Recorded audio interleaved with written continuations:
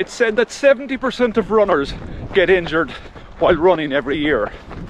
And quite frankly, that's a ridiculous statistic. When I started back running about 6-7 years ago, I was consistently injured, but I haven't had an injury in 5 years because I've now focused on my form. Stick around and I'll give you my top 3 tips on improving your running form.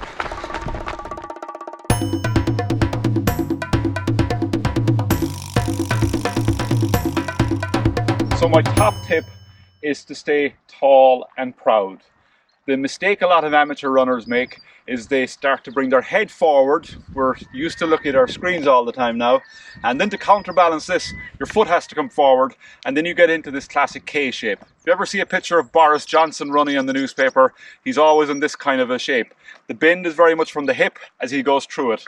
You're looking to get into a nice straight alignment. The bend should always come from your ankles, so you're into this nice straight kind of tall and proud phase. So tall and proud, try and imagine there's a balloon coming out of the top of your head, and then when you're ready to go, it's just a bend from the ankles and away you go.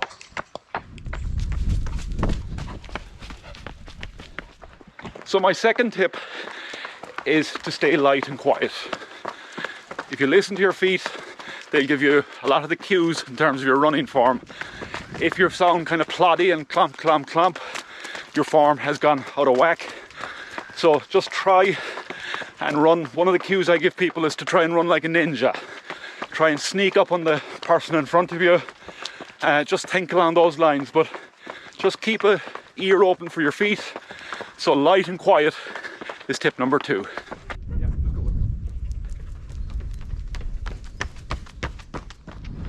So my final tip is cadence.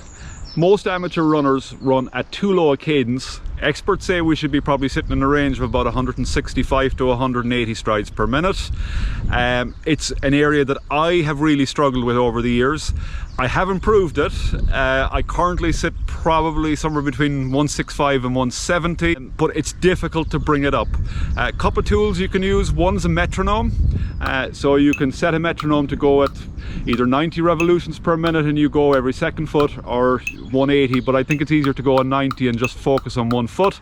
But probably set it a little lower to start with. So figure out from, if you have a watch, where your cadence is sitting at, and then look to bring it up about 5 steps per cycle. The cycles might be a year long. This is not something you're going to fix overnight, but something we can all work on improving.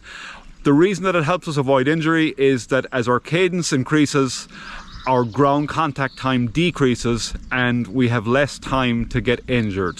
There's a really cool shot behind me. I don't know if I can pick it up here in the camera, but there's currently 24 swans on a tiny little loch here in the middle of nowhere, just all gathered together on a Sunday morning, having, I don't know, swan chat, whatever it is they do.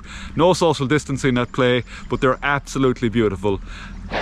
So just to recap, the 3 key things for improving your running form are to stay tall and proud, stay light and quiet, listen to your feet, and work on improving your cadence.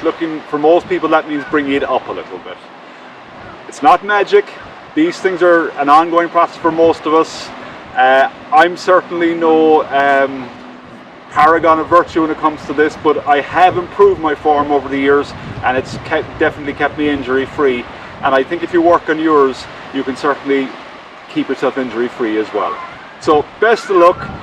We'll get into more depth on some of these topics in further videos.